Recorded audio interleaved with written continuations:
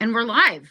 We're All live, right. everyone. Welcome. And I'm honorary quarter, still honorary quarter, but today I'm in the role of Lucas Marino. So we don't know how it's going to go. It's my first time. You are watching or listening to the EBMC Weekly Live, or later you are listening to the EBMC, the Empire Builders MasterCast, the podcast version of this live. And today, I'm so excited. I might spontaneously combust. If so, John, you're on your own, but I'll do my best to keep it together. Okay.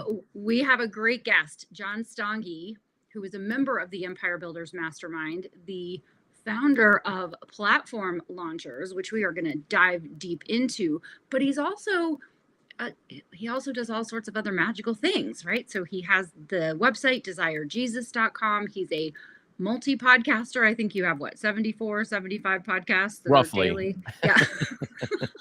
He writes a book about every 12 minutes. Sounds like Yeah. someone else I know. Yeah. Right. Well, your productivity and prolificness makes me feel slow. When you're like, I'm No. just going to do one every month. I'm like, nope, I'm not. I'm out. But welcome to the Empire Builders Master Cast and live stream and all the things. I'm so delighted you're here. Well, it's exciting to be here. Thank you for the invitation. Yeah, Really enjoying it. Yes, it's so cool. Now, normally it would be me and Lucas, but Lucas is in the air right now. He is actually headed to the military retirement of a good buddy of his.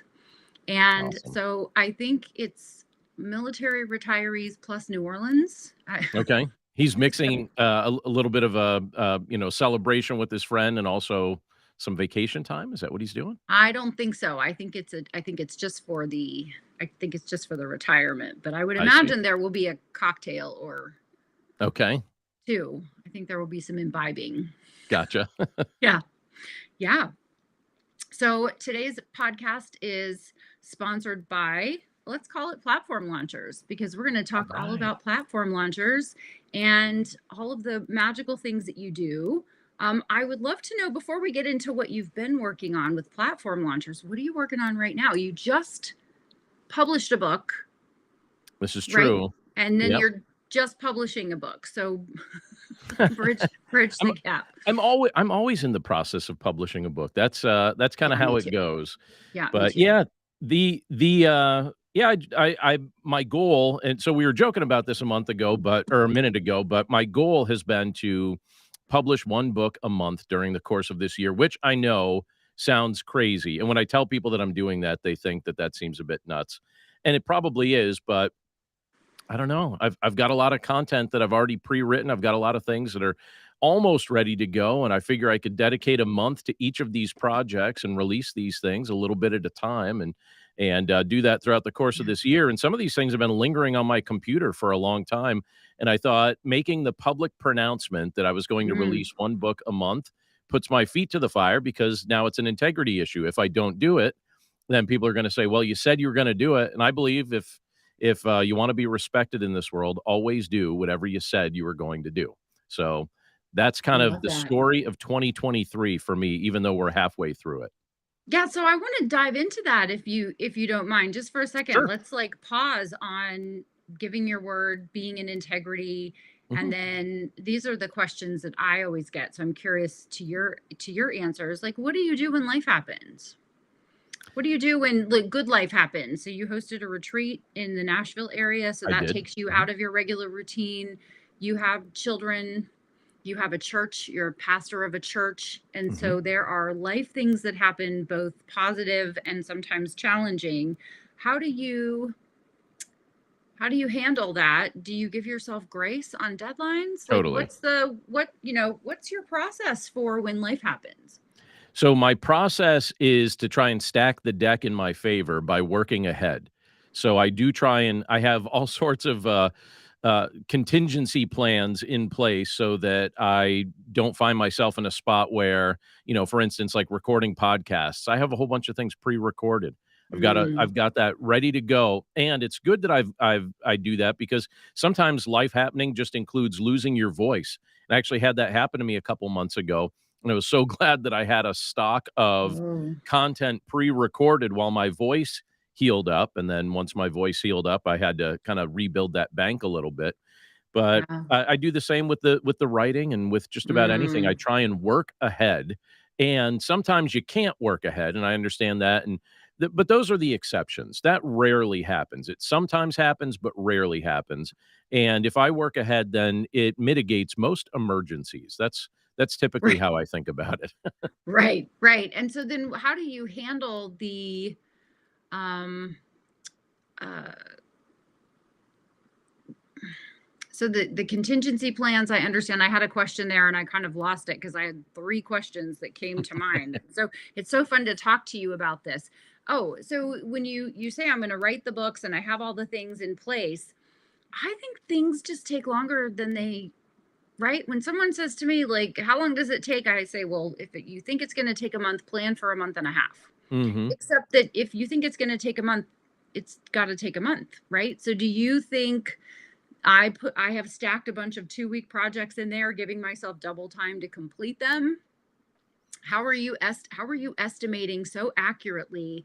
Because I've seen them January, February, March, April, May, right? I have 100% faith in that these books are just going to keep showing up, and it's so fantastic. And they're the print versions, y'all. They're not just like write and publish it in a weekend like ebook. These are like, hold on, I have You got them a couple almost. copies? Yeah, so I Oh, have the almost most release recently. Is this was May, March, April? let's see. That one was April. That was April. It came out at the Okay. very end of April, so just a little over a Okay. month ago. Okay. I mean, and then we have in here build, grow, and monetize your online platform, which is the Hmm. sales page in the back of this, which was the February book. Yep, you're right. That Yeah. was February's Yeah. book. Hmm. Yeah. So these are really nice, well done books that you're popping out. And I know from experience, because I do this too, that just popping out books is it's I was saying this yesterday to someone who does a similar process in a different industry, and I said, Hmm. we provide white glove services for white glove people, and he said, that's it. And I said, but the sausage is getting made. And he, oh, absolutely. Right. So just because it looks all nice on the outside doesn't necessarily mean that it's a smooth This is true. process. Yeah. So you're or you're overestimating the amount of time it's going to take you to get through something, Hmm.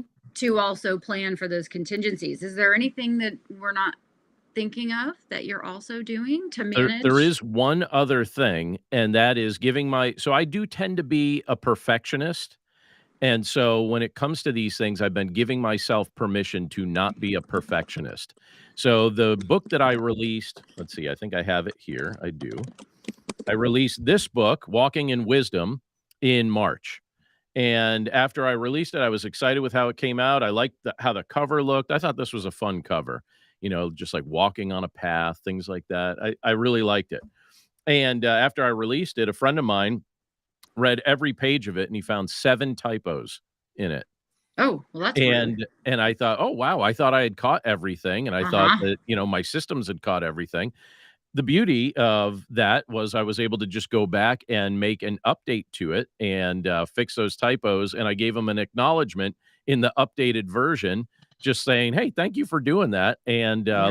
And so, in this world, um, I know that there used to be a lot of pressure for everything that ever reached like the printed page to be absolutely perfect.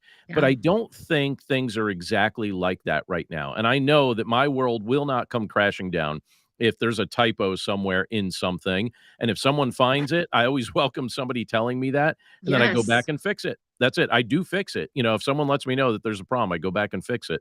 But Yeah. that, like, giving myself that mental pressure, or that, not mental, I don't wanna give myself pressure, I wanna relieve myself of that Yeah. mental pressure, but allowing myself to be relieved of that helps me to produce content quicker because I'm not saying it has to be perfect, and I apply Right. that to the podcasts, any video that I record now. Most of the time I leave some of the errors in, and I not so much with the writing. The writing, I wanna clean that up, but if there's, like, Uh-huh. something I goof up on a podcast, or if I goof something up on a video, I just let it be in there most of the time, as long as Right. it's not too egregious. So that would be the other piece. I think that is a secret to productivity, at Mm, least for me as a recovering perfectionist. interesting. I was going to ask you about the typos. I remember with my second book having a typo in the back cover, and in seeing people's delight. This woman was like, there's a typo there, and she was super proud of herself and for pointing it out. And I think she was a little pleased that I had a typo on it, and those things used to bother me much more. Hmm. And I just say, you know what, you need to have the stick to itiveness and assertiveness and aggressiveness of typos, because Right. they are pesky little suckers, and they are going to stick around. They are going to stick around until the end of time. All right, so we have the May book that came out, and then the June book. Do you want to say what the June book is going to be? Not yet. I'm going to Okay. keep that a secret. That's going to be to myself. And part of the reason I'm Okay. keeping a secret, it sounds like I'm being real strategic, but I have two things that I'm working on, and the one that gets done first, I that's the wondered. one that'll be the June book. I wondered about that. I wondered if it was just going to be like, we'll pick one, throw it out there. I Yeah. have a list. I have a list, and as I get inspired, I work on them. And the one that gets to the finish line, that becomes the next book. Although Okay. the first two books that I released this year, I released a book for ministry leaders. And that was a long-term project that I wanted to get finished and complete and in the hands of people. So that was January's book. That was a primary goal. I wanted to get that one out there. February's book of Build, Grow, and Monetize Your Online Platform. I wanted to get that out there early as well, because Yeah. I really wanted to have a book that went along with all the different things that I'm doing online. And so that was important to me to have something in print that people could utilize if they're using some of the things that I'm teaching online. But every one of Awesome. the other books for the rest of the year, they can come out in whichever order they get finished. Those were the only two that I was really, really insistent that they be 1 and 2. I like it. Well, I want to ask you about production and productivity in just a second. But first, I want to say hello to Karen. And Karen H is here. And so I'm responding to these comments on Facebook, but I'm not Lucas. So I don't know if the comments are showing up on Facebook. It says they're Yeah, showing up Lucas is the tech pro, right? I on see we've YouTube. got some people from, well, we Right. have someone from Michigan, and then Yeah. somebody else that just says hi there. It doesn't Yeah. show us their names, does it? No, it doesn't show us their Okay. names. So So I we're am glad you're there, responding though. to your comments. I don't know if we're seeing the response on Facebook, but I can see that we have eyes that are watching. So we are so glad that you are here. We just want you to know we see you. We're glad that you're here. You're tuning in and watching this. This is fantastic. So my question about the productivity as it relates to sales. Okay. So I always say one of the best ways to, hi Bailey. Bailey's my new assistant, and she's fabulous. So hi Bailey. Awesome. Hi, Bailey. Yeah. So I've always said that the best way to boost your sales is to write another book. Now, don't Mhm. shoot the messenger, right? But the best way to promote your front list, your most recent books, or your backlist is to have a front list, which means you're Mhm. constantly promoting. I'm interested at 5 months into this. Is this the first time you've ever produced and published at this cadence? And if so, are you noticing in your dashboards, are you KDP Select? Are you in Kindle Unlimited, or are you wide? And then are you noticing an increase in sales as time goes on from the other titles as well as the new titles?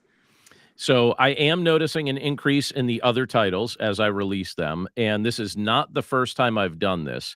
But it is the first time I've done this where I'm producing a print edition of everything, as well as an ebook. So when I first got into Kindle publishing, and by the way, most of these are available through Kindle Select. I have been Okay. using KDP Select, but let's see. The first time I did something like this was a bunch of years ago, and they were mostly ebooks, because many Okay. of the books I was experimenting with were on the shorter side. They were just quick reads. And I thought, let me produce these things. There wasn't an easy system back then to produce print copies. That was in the days of discovering Create Space, and I wasn't super familiar with how it all tied together Yeah. with Yeah. KDP, and then KDP bought out Create Space and made everything all one platform. And so I get all that now. And so the process of releasing books is a lot more streamlined now. But Yep. I did have a season when I really first got a taste for some of this, where I was primarily releasing ebooks. And that was a bunch of years ago. And Yeah. it showed me just how beneficial it can be to sometimes rapid fire some of these things. Yeah. Yeah. And so you're noticing an uptick in sales Definitely. interest. Oh, yeah. So how about the books that came before January? Are you noticing eyes on those books as well? Yeah, absolutely. Yeah, and there Okay. and some of them, it's like doing this has reactivated that list. There's some books that had Yeah. kind of gone dormant that Hmm. now are starting to get a little extra attention, and Yeah. I certainly welcome that. I love that. That's cool. It's Mhm. like a new mountain range in your KDP dashboard. It's like you have a little Right. mountain range and then a bigger mountain range and then a bigger mountain range, right? It's fun to see that. Yeah, it's You've fun to got see you that. just we were talking before we signed on here. You've got some German content coming out in your books. Do you want to mention that? Yeah, I would love to. So through the Miracle Morning series, I connected with a German publisher and we became friends. We are dog people. So I built a relationship with her over time. And then one day it occurred to me that she may want to publish You Must Write a Book and You Must Market Your Book. So I sent her an inquiry and she said, absolutely. And so this morning I got the cover for You Must Market Your Book, and I it's so saw it on Facebook. beautiful. The blue Looks that good. she used is like this, it's like the color of the sea, like a beautiful sea color blue. And she said the blue isn't your blue from You Must Market Your Book US edition. She said it's the blue that she used in some original books that she had published, and she liked it, so she wanted to use it again. And just the power of relationships, right? Like just thanking her for publishing the other books and getting them out there. And then she said, well, we have nothing like You Must Write a Book, nothing like You Must Market a Book in Germany, in Mm. the German speaking world. Mhm. And so exciting so exciting to do those things, right? It never gets old. I never go, oh, just another book, just another day, right? I still get excited when the box of books come. I'm waiting right now for my next book to arrive. So the advanced copies of that, I'm waiting for that to arrive. So Right. thanks for asking. Yeah, it's very exciting. Have you done any foreign translations for your books? Yes. So there's really just one, and it's my book Dwell on These Things. That book's traditionally published, Yeah. and so it's published here in the United States by Penguin Random House, and they have another publishing arm in South Africa that buys the rights separately, and then they Right. release it in Afrikaans, and so it's released in South Africa and in that language. I actually came across. I didn't know that they had released it yet, and I came across a cover of it that I like better than the English cover. I Oh, thought the all right. cover looked even better. What they did there, I thought, boy, I wish that was the Wow. cover in English. And I had no. That's interesting about, and that's a separate subject, I guess. But Yeah. the limited control you have when you use a traditional publisher versus when you independently publish Yeah. your content. You have a lot more control when you independently publish, but I had no control over. I had input, but no real control over cover design and things like that when I was working with a traditional publisher. But one of the things that was kind of cool is they sold the rights to, to the South African branch of their business, That's amazing. and so you can get it in the Afrikaans language. Do you have a copy of it? No, I don't, but and I didn't even think about getting a copy of it, but I probably should. I have a whole box of my foreign translations, and now I'm gonna get a new box. I need a new box. I have this big, huge, like, Nice. suitcase box that I started putting them in as they would arrive, and then I feel terribly ignorant for not being able to read the Miracle Morning Millionaires version in Russian or the Successful Single Mom in Italian, right? I don't speak all of those languages yet. I have 5 Yes, that I want to there you learn, go. and I'm having a hard enough time sometimes with English. So Well, I I'm speak not 2 sure. English or two languages. I speak proper English, and I speak coal region English, where I grew up near the Scranton area, Okay. and it I'm just joking, it's not a separate language, but to my wife, it was a separate language when she noticed all the unique words that I had from where I grew up, and she was like, "What does that even mean?" Well, like, give us an example. Can you on the spot? Can you think of Sure. something? The biggest example for anyone from the Northeast Pennsylvania region, do you ever hear, when you're talking to somebody, sometimes people will finish a statement and they'll say something, they'll give you a piece of information, then they'll say, it's kind of like that. Yeah. Well, up in Northeast Pennsylvania, they say, ain't a like that. Just, the sky's blue today, ain't a? And, Is and it you supposed to be like, "Ain't it?" But not? kinda. Yeah, I Okay. think that's probably the origin. I don't know. I just grew up saying it, and I said it for the longest time, and I remember somewhere in my teenage years being at summer camp, and a girl that I was probably trying to impress looked at Uh-huh. me while I was saying that, and she said, "I have no idea what you're saying." And immediately I thought, "I have to remove that from my vocabulary because Oh. now, when I'm trying to impress girls, they don't know what I'm saying." And so, thankfully, that one was weeded out of my vocabulary by the time I went to college because I'm not sure that Mrs. Stange would have become Mrs. Stange if I was still walking Ah. around saying, "Nice day, ain't I?" Like, I don't know. These aren't words. She also gets a kick out of, all right, so These are not words. this is from, people that write books, right? The powerhouse of a car. What's that thing in the car that is making everything else go? Not the battery, but what's the big thing that's making it run? I'm gonna say engine for 200. Ex Correct. Ding, ding, Okay. ding. You get it correct. Except Okay. growing up where I grew up, we didn't say engine. We said engine. Now it's subtle, but it almost sounds like it starts with an I. Engine. And she's like, "Engine? Engine? You mean engine?" Look at it, so my wife kinda corrects some of this stuff in my vocabulary, but she tells me that when I speak quickly or when I get stressed, my Northeast Pennsylvania vocabulary comes out, and you know what?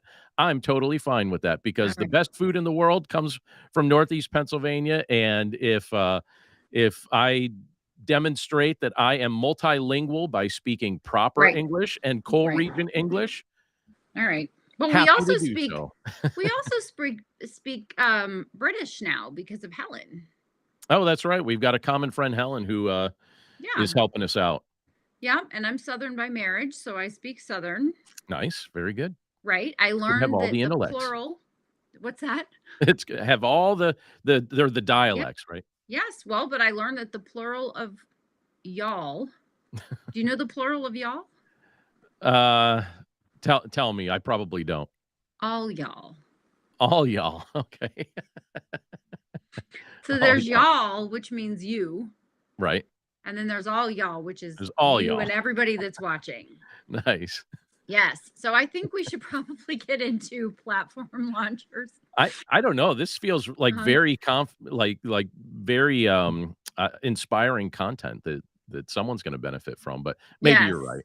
Yes. Tony knew it. Tony knew it. Tony knew. All y'all, I Yeah. see that. That's Yeah. cool. By the Yeah. way, hi to Rich Avery and Sarah Graham. I see Yeah. I see that they said hello as well. Yeah. Hi everybody. So cool.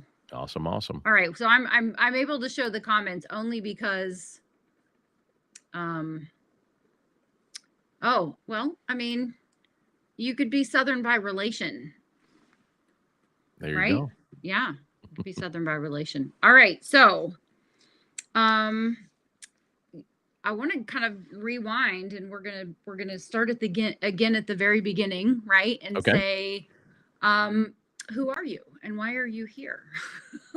It seems like a very existential question, but Yes, yes. You can give us the existential answer or you can give us a more practical answer. I'll stick with the practical. All right. Well, first of all, I'm John Stange, and I focus on a variety of things online. I kind of have two different worlds on the internet that I operate in. One is an expression of my faith. So you mentioned earlier that I'm a pastor, been a pastor for 25 plus years. This past Sunday, by the way, was the anniversary of my 25th year of serving in Wow. pastoral ministry. So it was this first Sunday in June back in 1998 that I became a full-time pastor. So I've been doing that for 25 years. And in addition to that, I have an online platform that just shares all kinds of faith-based content, tries to help people learn the Bible and learn theology and, look at that in practical ways. And so I really enjoy that. And I'm grateful that I've had the opportunity to do that. And I have another world, and you could see behind me the words platform launchers. And what ended up happening was, as I learned what it took to deliver content online and build an audience online and earn an income online, I noticed that people started asking me a lot of questions about that. And so I would talk about it, and I would explain, what it looks like to basically build a message-based online platform, to take the subjects that you care most about and turn that into something that you could share via a platform online, and then you could also hopefully earn a paycheck from doing so. And that kind of morphed into courses and speaking opportunities and all sorts of things like that, webinars and interviews. And then finally, a couple of years ago, I decided that if this is going to be something that has the opportunity to serve the most people, I need to figure out a system to deliver this content Yeah. that's a bit more permanent. And I developed a membership community called Platform Launchers, where I teach people how to build, grow, and monetize online platforms. And the past couple of years, I've been leading that, and it's been an absolute blast. And you've been a guest for once a month. We have a guest expert on, and I got, and this is no joke, one of our group's favorite guests ever was you, Honore Corder. I What? got so Really? much positive feedback from that Wow. particular night, and we had a whole bunch of guests that weren't even members that asked if they could be part of the call that night, and so it was a lot of fun. Wow, I'm so honored. That's really cool. That's cool to hear. Thank you for sharing that. I guess I can come back sometime. Yes, open invitation. Anytime. Yes. You just tell me. I do have to prepare with a disco nap, so it can't be the same day because it's past Okay. my bedtime.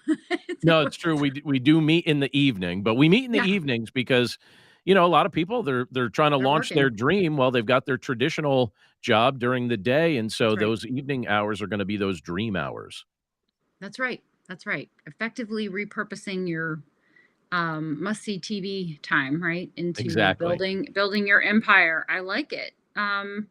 So you mentioned everything that you do, right? So I don't ask the question, what else do you do? So we have platform launchers, we have the online faith-based community or a pastor, dad, husband, Author, awesome. Yeah, podcaster, yeah, yeah. all those things, and, that whole world. So there's a couple places people could check that out. Obviously, platformlaunchers.com, they could check that out.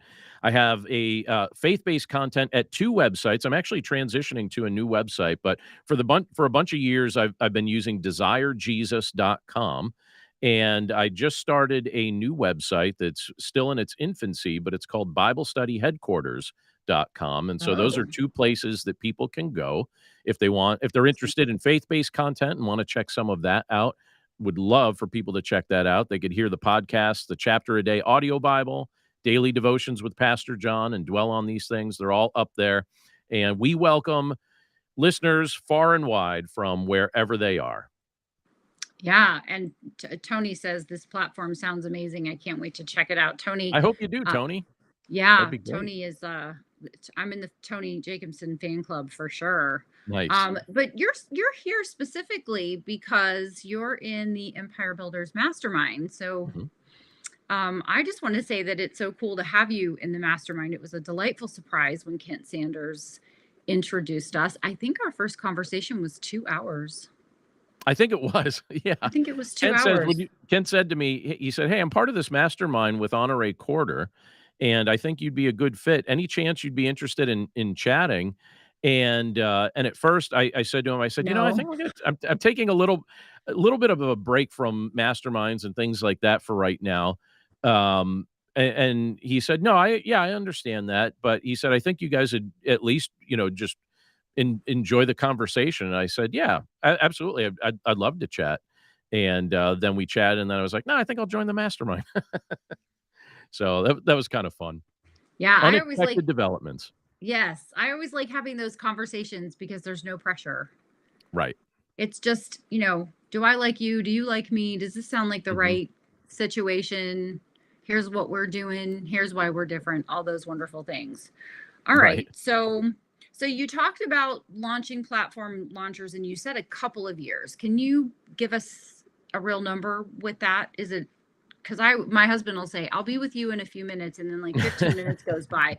And I'll say a couple is two, and a few is three or four, several is five or more.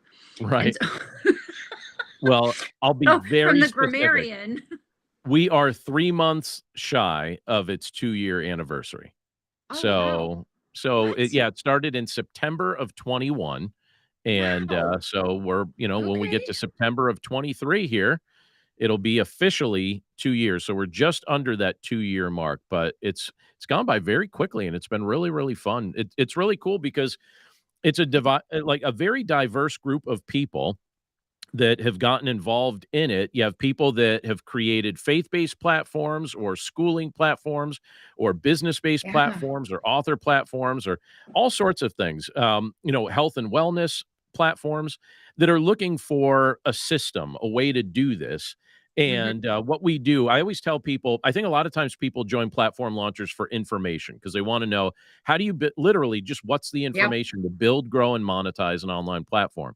So Yep. we've got tons of info there, and that's fine, but that's not even the secret sauce that helps people succeed at it. The secret sauce is the fact that in addition to information, you get inspiration.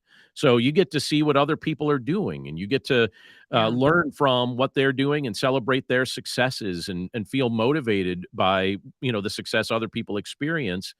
And then the third piece is the accountability. The fact that you've now Right. placed yourself in the midst of a group of people that are taking a genuine interest in what you're doing. And you know that when you jump on board for another call, someone might ask you, how'd it go this week? Did you make any progress? You Yeah. said you were going to release your first podcast episode. Did it come out? Things like that. So it's a combination of the information, the inspiration, and the accountability that I think is helping people succeed. And I like that mix. I love that. So who's the ideal candidate for that? The ideal candidate is somebody who they have a specific message that they're trying to share, and they're comfortable sharing it in a variety of ways. When we talk about building a platform, we're saying don't just rely on one way to disseminate your message. So if you're an Right. author, don't just write books and have a platform that helps you market those books. So Yeah. it's someone that has a message that they've pinned down, and we'll help them pin that down if they've got a few things they're maybe wavering on.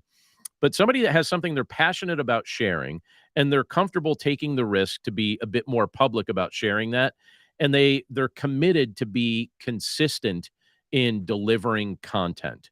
I'm somebody that believes that one of the best ways that you could market content is with content. Right. And Yes. so Same. you agree. Yeah, and you do that. You practice that, and I think that that's Yeah. part of why you're so successful in what you do. And so we try to help people succeed with that. And so somebody that's willing to be consistent, very regular. They don't have to do everything under the sun, but if they pick a few things and commit to doing them well over the course of not just a short period of time, but over the course of a committed period of time, we're The we're starting to see duration. people. Yes, and we're seeing people gain uh, like a really good track record of success, and I find that very inspiring. I find it very encouraging to watch. I love that. So how long were you building your platform before you launched platform launchers? I had no concept of building a platform when I first started doing what I was doing. I just started writing books, and that's it. And I didn't even value marketing. So, right around I've been writing books for a little while, but it was right around I think 2014 when I started to get really serious about Okay. consistently producing book content.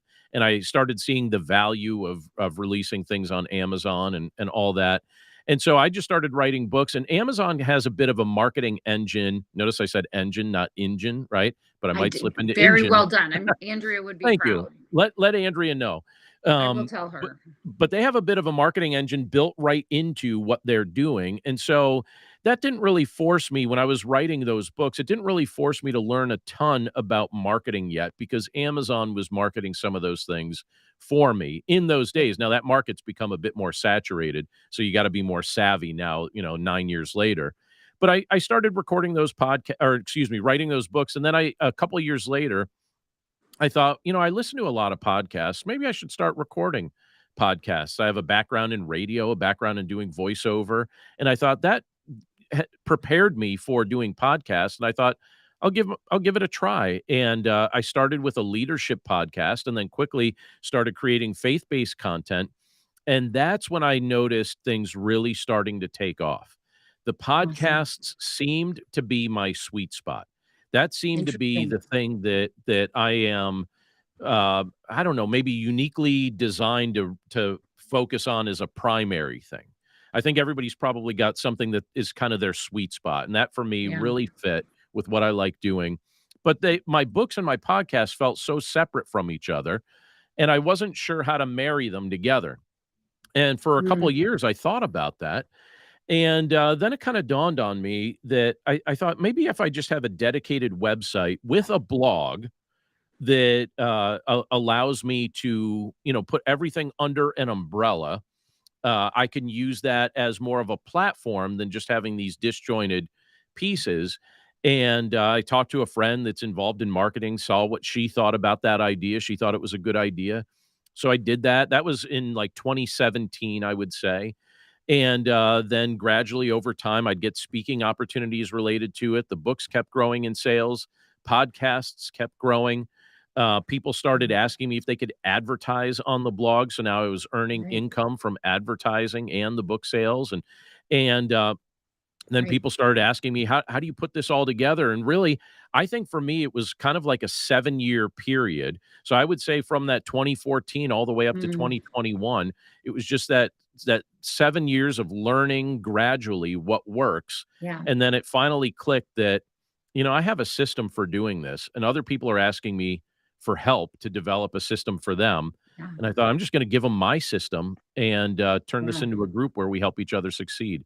So is that the long answer? That's like the long answer to your That was question, but well, that was that's the timeline. but that's so helpful because I was it occurred to me to ask you when I was doing my prep for this conversation, what's a reasonable amount of time for someone to say, I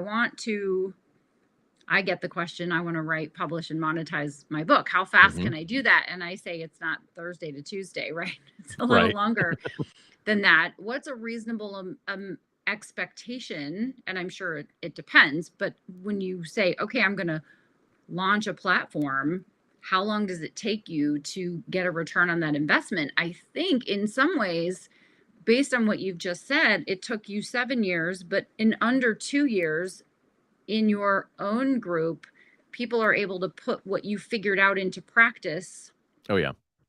and get results faster than you got them because their learning curve is less steep, which is very helpful, which is why mentors are helpful to have, Mhm. right? Someone who can peek around corners and say, here's your list of things to do, Right. not there's www.figureitout.com. Let me know how that goes, Right. right? Mhm. Yeah, exactly. So what is a reasonable amount of time? What do you say to people who join the membership and they go, okay, I have access to all of these things. I need money. I want money. Where's the Right. money? Where's the money, John? And how soon can I get it? So for most people, there's no set timeline, but there are some Right. patterns that I've noticed. And one Okay. of the patterns that I've noticed is in year one, that's the foundational year. And I wouldn't necessarily tell most people to expect a considerable amount of income in year one, although some people surprise me. We have someone in our group who recently just decided she was going to start a life coaching business, and this is not an exaggerated number. On day one of launching it, she earned $84,000. That's a true story. Wow. $84,000 in one day, and we always joke Wow. about it because it's so legendary in the group, but so Right. I have It's seen the number to people. beat. Yeah, I have seen people. I could tell you at least one person who has earned $84,000 in one single day. But I think for most people, the pattern goes something like this. In your first year, so much of it is going to be laying the foundation and getting them. You're going to be Mhm. the one that's the big push behind the marketing. And then in the second year, people start joining you. And I have noticed that in Yeah. that second year, I always tell people by the goal of their second year, or one of the goals of their second year ought to be that that what you're doing at least pays for itself, that it brings something in that helps you pay for your base Yep. expenses. And if Yep. you're doing that, that's pretty Yep. useful, and that should be Yep. encouraging. And then I think by year 3, these things can really start gaining momentum and, develop a little bit of a life of their own and start to really be something profitable. But I will say this caveat to that timeline.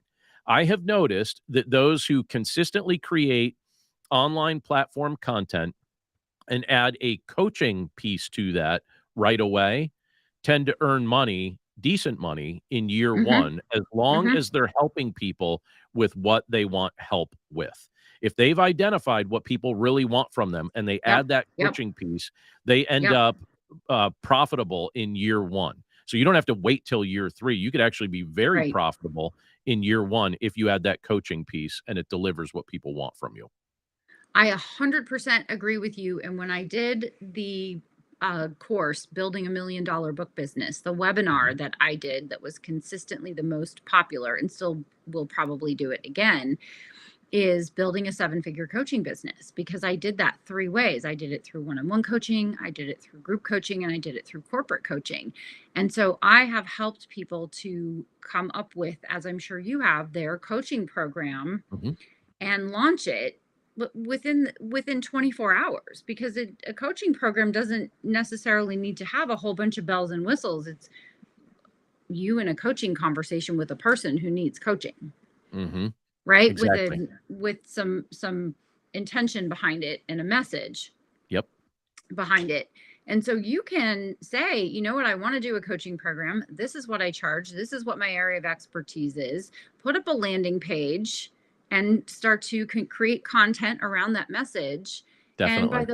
by the first of next month, you can have people who are coaching with you for, as of right now, it's June. So you can have Mhm. people coaching with you by, mid June or 1st of July. And that's revenue to your bottom line. Mhm. And so I think you're absolutely right. There are a few things that are a fast pass or a golden ticket to revenue faster than, let's say, writing a book.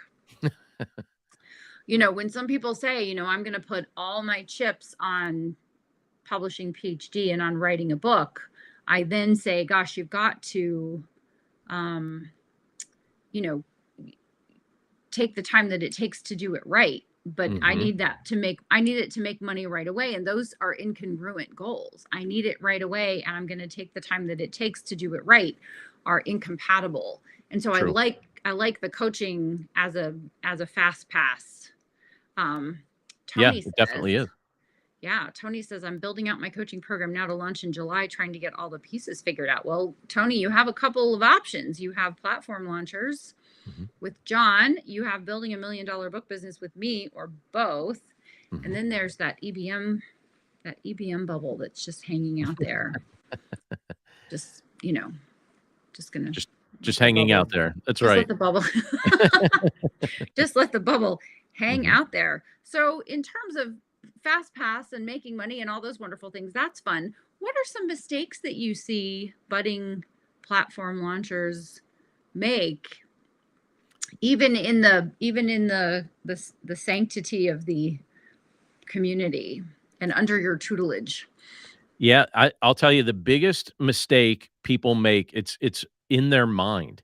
It's a mindset mistake that I see a lot of people make where Yeah. they think somebody else can do this and they doubt themselves. And I Mhm. think this is how I've been trying to phrase it lately. 99% of people are content consumers.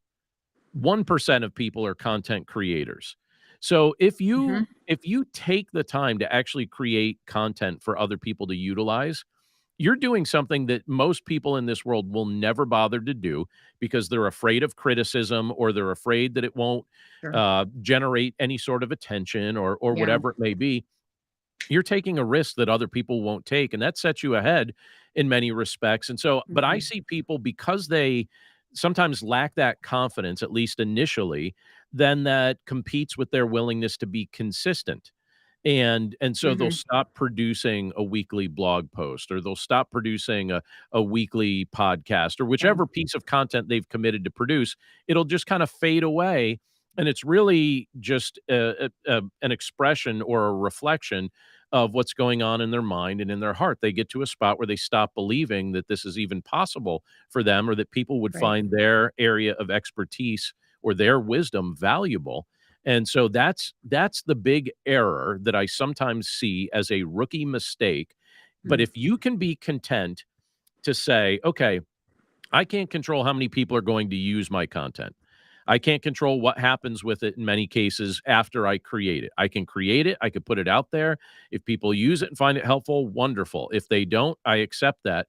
But at the end of the day, I think it's better if we could just say, all right, I'm committing for the next 3 years that I'm going to write a weekly blog post, and Mm. just say I'm going to do it. And so my feeling of success is not going to come from how many downloads it gets or how many views it Nope. gets. It's going to come from the fact that I did what I was supposed to do.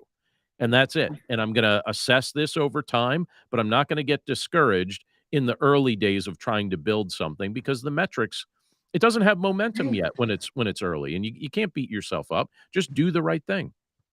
Right. I love that so much, because we just talked about what's the fastest path to cash, and people really want that. But I Hmm. think that sometimes what is overlooked or missed is the long game, is Right. committing to doing the thing that is not particularly exciting, right? There's no red Hmm. carpet, there are no balloons, there's no cake, right? With Hmm. doing one blog post a week, it's an hour or two of your time that you're putting in, depending on how fast you write, how clear you are in your content. But over time, you get into the momentum that a lot of people miss, because they go, I did this for 10 minutes and it didn't work. Right. And that blog was something that I did once upon a time that it just didn't work out. And I Hmm. see people quit too soon or get discouraged too quickly, Hmm. because they're looking for the outside numbers, downloads, dollars, etc., to be Hmm. their internal validation. And you can never control what's going on out there. You can only control what's going on in here and what Hmm. you're actually doing. And so I think if you just, I want to use the word duration again. So if you just commit for the duration, unless you're looking to do what some people do, which is not what we're doing, which is to build a business. They want to found it, they want to build it, they want to sell it, they want to do something else. Hmm. I'm not ever going to sell my mountain of works, right? I'm just going to keep adding to the mountain of works and keep adding to the revenue that comes in and live off of that. And then, when I'm too old to see straight, then I'll think about What something happens else. with But it i'm then? not i'm not building with an exit in mind, is what I'm Right. saying, right? There are Hmm. different things to build when you're in a content creation, an online platform development process. Being in it for the duration is helpful, and also seeking internal validation, working on your personal development, working on your self development, working on your self esteem, working on your faith, whatever that looks like, so that if someone gives you the compliment of all compliments, which is like, you're the best thing in the whole world, you can say, thank you. And when someone says, you are the worst thing in the whole world, I can't even believe you're allowed to breathe, you say, thank you, Hmm. with the same energy. It's the same energy, the criticism, as with the endorsement. Right. Because I believe, when someone is saying, this is the best book I've ever read, this is the most amazing thing I've ever seen, that's nice, right? That's all fine and good. But it's not a testament to who you are as a person. Right. It is not how you treat your wife and kids. It's not how you treat your neighbor. It's not how you Hmm. treat your congregation. It's not how you treat your fellow men and women that you just interact with on a daily basis. And so I think people get really high when they make a lot of money, or they get really high when people give them compliments, and they get really low when they're not getting the validation and they're not making the money. And I think the goal is to just be okay because you're breathing. You're doing okay. Like, you're Right. here. It's good, right?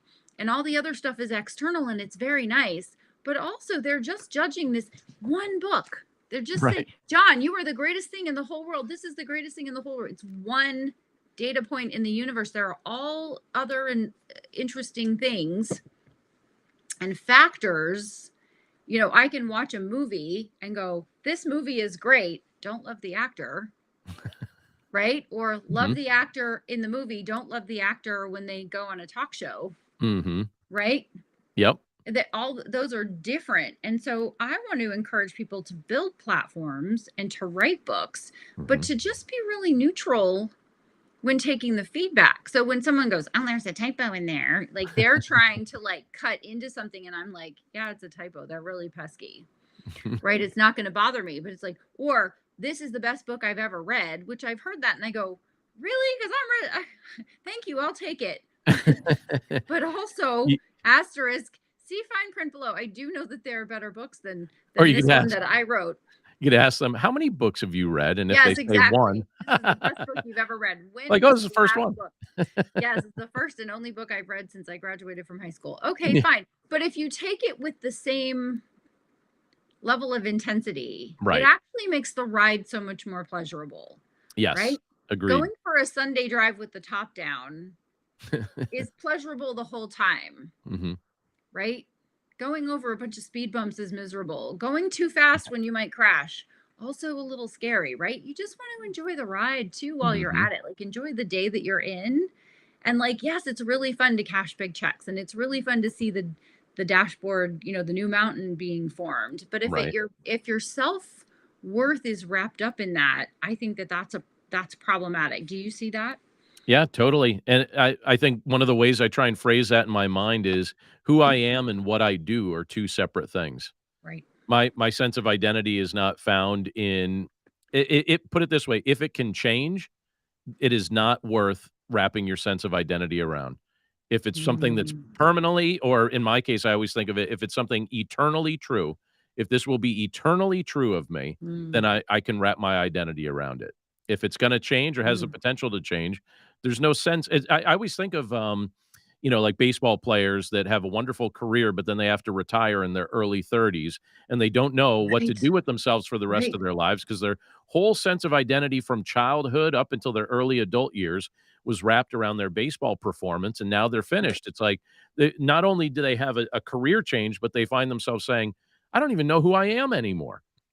And I think, well, that's because you based your sense of identity around a diminishing skill, or a skill that could change based on other people's, you know, interaction. Let's say you get beamed with a baseball, you know, and all of a sudden you're not able to play anymore. Well, if your identity was wrapped around that, that's a shame. And so for us as content creators, I'm not going to wrap my sense of identity around feedback I get on a book or a podcast, or whether or not I get good downloads this month or poor downloads. Those things change all the time. Who I am is a lot deeper than that. Yes, I want to be who my dog thinks I am, right? Exactly. Right. I'm listening to right now, interesting point to what you were saying. I'm reading a book by listening to it called What If There's More by Tracy Schubert Barrett, and it's finding significance after success. Nice. And she was one of the founders of HGTV, you know, a little something you've never heard of. Yeah, I think they've done a couple things. And then at the height of her career, she retired. And she said people still, a decade after she's left, introduce her as the gal from HGTV. And one of her friends said, what if that's only one thing that you did? What if the best thing that you've ever done is yet to come?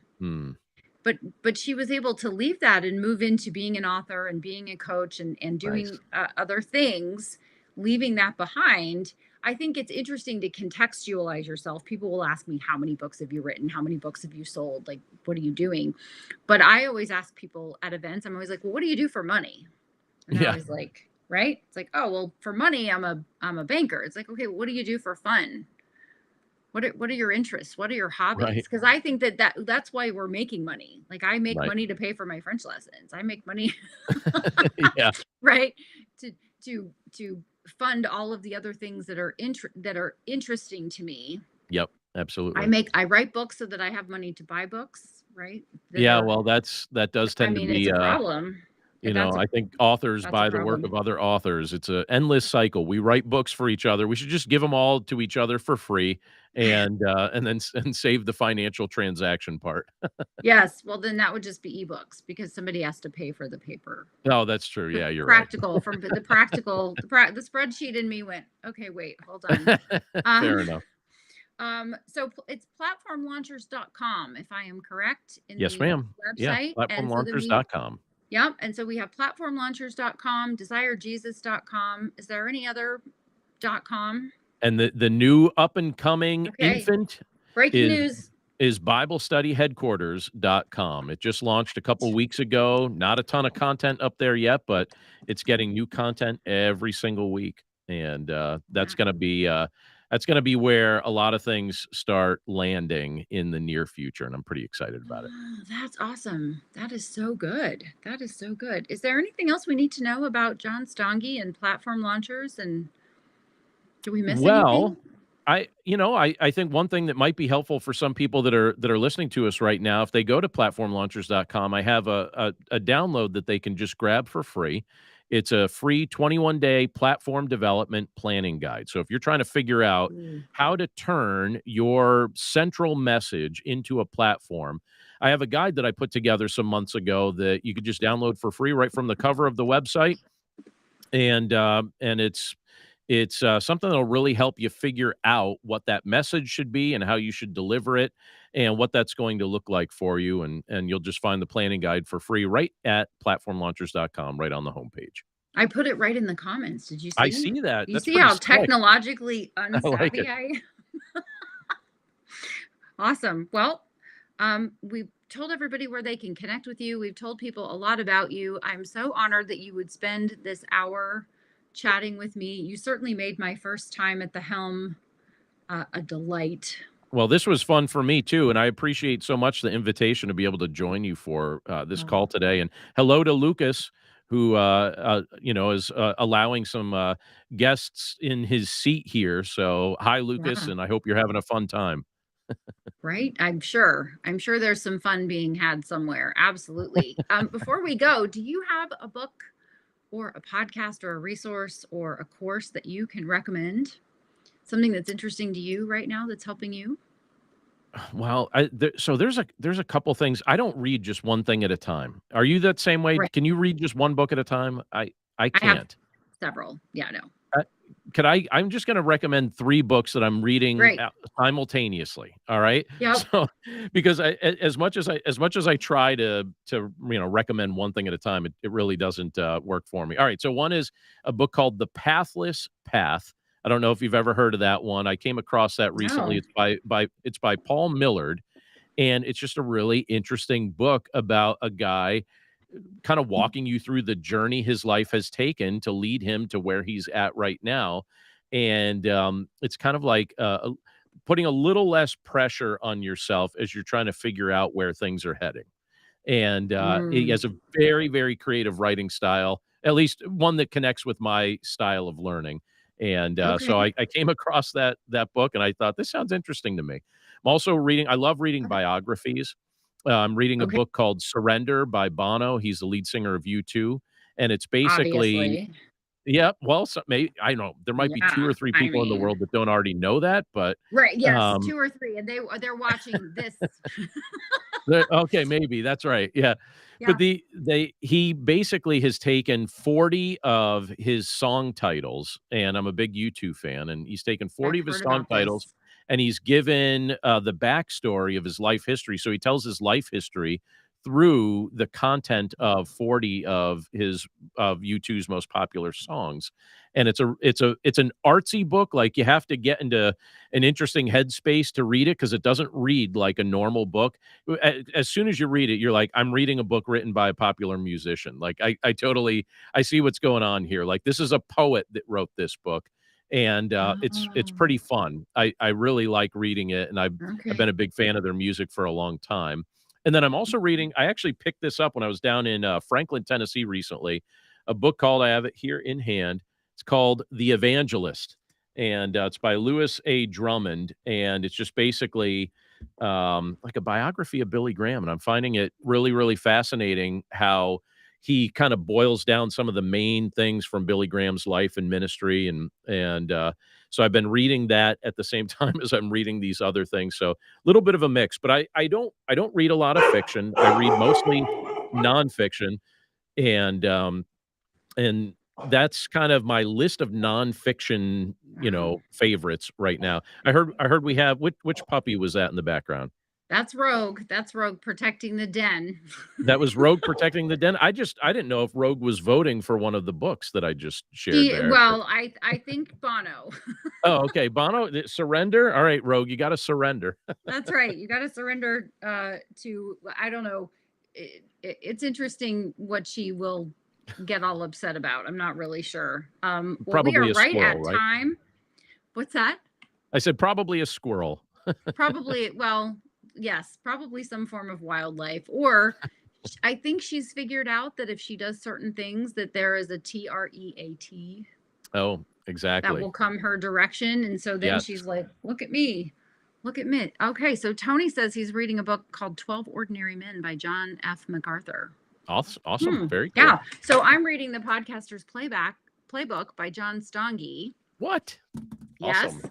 I Thank am you. also reading the 6th book fiction in the Lieutenant Taylor Jackson thriller series by my friend JT Ellison. Mhm. And I am, let's see what's on the pile. I'm reading Jeffrey Gitomer's 21 and a half Unbreakable Laws of Selling.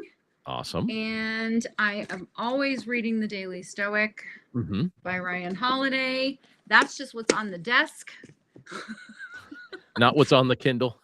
Not what's on the Kindle. No, I am reading The Writings of Napoleon Hill with intros and outros by Jeffrey Gitomer in there. Oh, So okay. so Napoleon Hill is one of my favorites. Mhm. And there's one other, but I can't remember. I can't remember what it is. I always have a few going, and I have learned that I can't pull out my Kindle in a meeting because people think that's rude, but everybody looks at their phone. They just think I'm on Facebook. I'm not. I'm actually reading. So John, I just want to thank you so much for spending this hour. I hope you'll come back when Lucas is here and we can all talk to you. I hope you'll come back on a day that I'm not able to be here and just hang out with Lucas. Well, this was a blast. Thank you so much for the invitation. Always happy to join you as a guest. And thanks for the conversation and letting us chat about platforms and authorship and all sorts of fun stuff. Yeah. And I want to acknowledge that someone has posted that they are reading Uncommon by Tony Dungy. And then one of my favorite books that has a not safe for work word in the title, my one and only. So I'll let you all look at the comments for that. Okay. We'll be back next week with a special guest again, because Lucas will again be traveling. And I just want to thank everybody for watching. Please like and love and subscribe. If you're listening to the Empire Builders MasterCast, thank you for listening. Please share, tell your friends, build an empire, launch a platform, write your books, do all the things, and we'll see you next time. Thanks, everybody. Bye-bye.